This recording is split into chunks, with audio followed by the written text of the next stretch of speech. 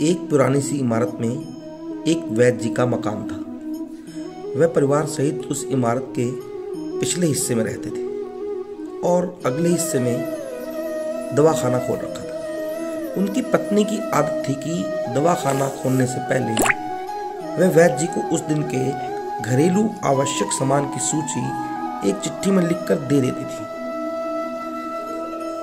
वैद्य जी गद्दी पर बैठकर पहले भगवान का नाम लेते, फिर वह चिट्ठी खोलते। पत्नी ने जो चीजें लिखी होती उनके भाव देखते, फिर उनका हिसाब किताब करते, फिर परमात्मा से प्रार्थना करते कि हे भगवान, मैं केवल तेरे ही आदेश के अनुसार तेरी भक्ति छोड़कर यहां दुनियादारी के चक्कर में आकर बैठा हूं। वैद्य जी कभी अपने मुंह से किसी रोगी से फीस नहीं मांगते थे। कोई देता था, कोई नहीं देता था, किंतु एक बात निश्चित थी कि जो ही उस दिन के आवश्यक सामान खरीदने योग्य पैसे पूरे हो जाते थे, उसके बाद वह किसी से भी दवा के पैसे नहीं लेते थे, चाहे रोगी कितना ही धनवान क्यों ना हो। एक दिन जब वैद्य जी ने दवाखाना खोला, गद्दी पर बैठकर परमात्मा का स्मरण करके पैसे का हिसाब लगाने के लिए आवश्यक सामान वाली चिट्ठी खोली, तो वह चिट्ठी को एकटक देखते ही रह गए। एक बार तो उनका मन भटक गया। उन्हें अपनी आंखों के सामने तारे चमकते हुए नजर आए, किंतु शीघ्र ही उन्होंने अपनी तंत्रिकाओं पर नियंत्रण पा लिया। वह चिट्ठी में कुछ यूं देखते हैं कि आटे, दाल, चावल आदि के बाद पत्नी ने लिखा था कि बेटी का विवाह 20 तारीख को है, उसके दहेज का सामान। कुछ देर तो वैद्य सोचते रहे, फिर बाकी चीजों की कीमत लिखने के बाद दहेज के सामने लिखा, यह परमात्मा का काम है, परमात्मा जाने। एक दो रोगी जो आए हुए थे, उन्हें वैद्य जी ने देखकर दवाई देना शुरू कर दिया। इसी दौरान एक बड़ी सी कार उनके दवाखाने के सामने आकर रुकी। वैद्य जी ने कोई खास तवज्जो नहीं दी, क्योंकि कई कार वाले उनके पास आते रहते थे। जब पूर्व उपस्थित मरीज दवाई लेकर चले गए, तो वह सूटेड बूटेड साहब कार से बाहर निकले और नमस्ते करके बेंच पर बैठ गए। वैद्य जी ने कहा कि अगर आपको अपने लिए दवा लेनी है तो इधर स्टूल पर आ जाएं, ताकि आपकी नाड़ी देख सकें, और अगर किसी रोगी की दवाई लेकर जानी है तो बीमारी की स्थिति का वर्णन करें। वह साहब कहने लगे, वैद्य जी, आपने शायद मुझे पहचाना नहीं। मेरा नाम कृष्णलाल है, लेकिन आप मुझे पहचान भी कैसे सकते हैं, क्योंकि मैं 15-16 साल बाद आपके दवाखाने पर आया हूं। आपको पिछली मुलाकात का हाल सुनाता हूं, फिर आपको सारी बात शायद याद आ जाएगी।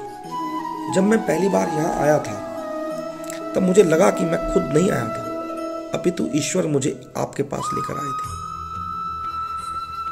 क्योंकि ईश्वर मुझ पर कृपा करना चाहते थे और मेरा घर आबाद करना चाहते थे। मैं तो कार से अपने घर जा रहा था, पर ठीक आपके दवाखाने के सामने हमारी कार पंक्चर हो गई। ड्राइवर कार का पहिया उतारकर पंक्चर लगवाने चला गया। आपने देखा कि गर्मी में मैं कार के पास खड़ा था, तो आप मेरे पास आए और दवाखाने की ओर इशारा किया और कहा कि इधर आकर कुर्सी पर बैठ जाए। अंधा क्या चाहे, दो आंखें, और मैं आकर कुर्सी पर बैठ गया। ड्राइवर ने कुछ ज्यादा ही देर लगा दी थी। एक छोटी सी बच्ची भी यहां आपकी मेज के पास खड़ी थी और बार बार कह रही थी, चलो ना बाबा, मुझे भूख लगी है। आप उससे कह रहे थे कि बेटी, थोड़ा धीरे धीरे चलते हैं।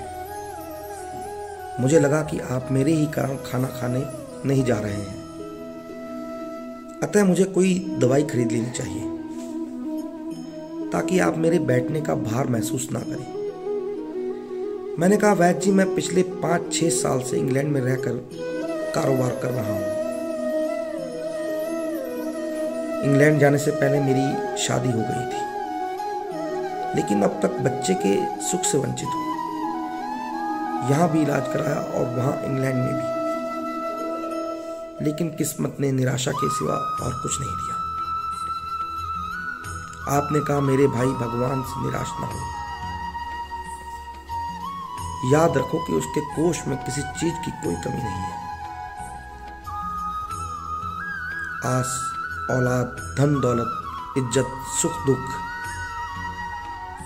जीवन मृत्यु, सब कुछ उसी के हाथ में है। यह सब किसी वैद्य या डॉक्टर के हाथ में नहीं होता, और ना ही किसी दवा में होता है। जो कुछ होना होता है वह सब भगवान के आदेश से होता है। औलाद देनी है तो उसी ने देनी है। मुझे याद है, आप बातें करते जा रहे थे और साथ साथ पुड़िया भी बनाते जा रहे थे। सारी दवाई आपने 2 भागों में विभाजित कर दी, 2 अलग अलग लिफाफों में डाली,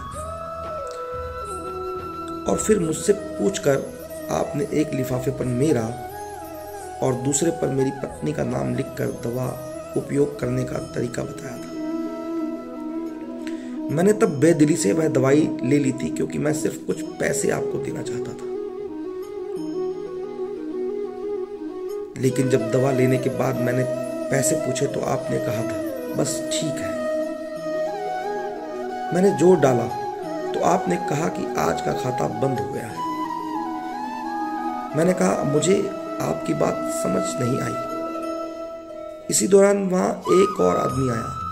उसने हमारी चर्चा सुनकर मुझे बताया कि खाता बंद होने का मतलब यह है कि आज के घरेलू खर्च के लिए जितनी राशि वैद्य जी को चाहिए, भगवान से मांगी थी, वह ईश्वर ने उन्हें दे दी है। अधिक पैसे वे नहीं ले सकते। मैं कुछ हैरान हुआ और हृदय में कुछ लज्जित भी कि मेरे विचार कितने निम्न थे और ये सरल चित्त वैद्य कितना महान है। खैर, मैंने जब घर जाकर पत्नी को औषधि दिखाई और सारी बात बताई तो उसके मुंह से निकला, वो इंसान नहीं, कोई देवता है, और उसकी दी हुई दवा ही हमारे मन की मुराद पूरी करने का कारण बनेगी। और वही हुआ। आज मेरे घर में 2 फूल खिले हुए हैं। हम दोनों पति पत्नी हर समय आपके लिए प्रार्थना करते रहते हैं। इतने साल तक कारोबार ने फुर्सत ही ना दी कि स्वयं आकर आपसे धन्यवाद के 2 शब्द ही कह जाता। इतने वर्षों बाद आज भारत आया हूं तो कार केवल यहीं रोकी है। वैद्य जी, हमारा सारा परिवार इंग्लैंड में सेटल हो चुका है।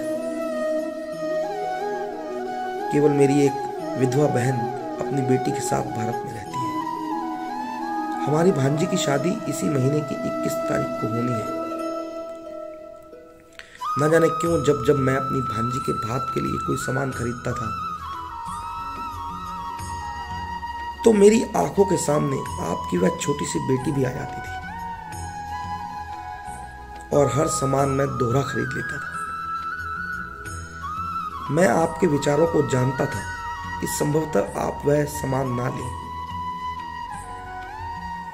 किंतु मुझे लगता था कि मेरी अपनी सगी भांजी के साथ जो चेहरा मुझे बार बार दिख रहा है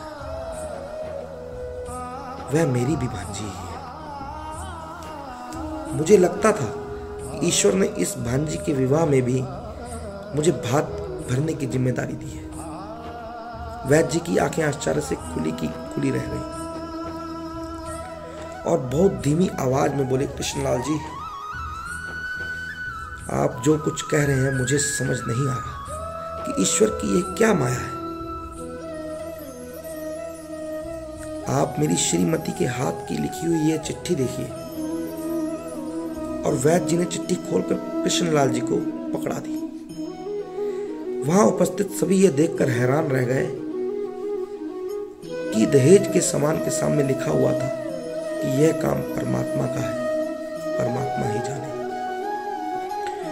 कांपती सी आवाज में वैद्य जी बोले, कृष्णलाल जी, विश्वास कीजिए कि आज तक कभी ऐसा नहीं हुआ कि पत्नी ने चिट्ठी में आवश्यकता लिखी हो और भगवान ने उसी दिन उसकी व्यवस्था ना कर दी। आपकी बातें सुनकर तो लगता है कि भगवान को पता होता है कि किस दिन मेरी श्रीमती क्या लिखने वाली है, अन्यथा आपसे इतने दिन पहले ही सामान खरीदवाना आरंभ ना करवा दिया होता परमात्मा ने। वाह भगवान वाह, तू महान है, तू दयावान है। मैं हैरान हूं कि वह कैसे अपने रंग दिखाता है। वैद्य जी ने आगे कहा, जब से होश संभाला है एक ही पाठ पढ़ा है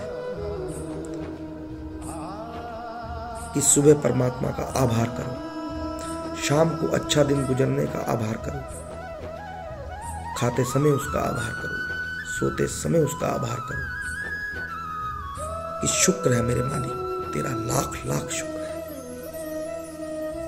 दोस्तों, जो लोग अपने जीवन रथ की डोर परमात्मा के हाथों में सौंप दिया करते हैं,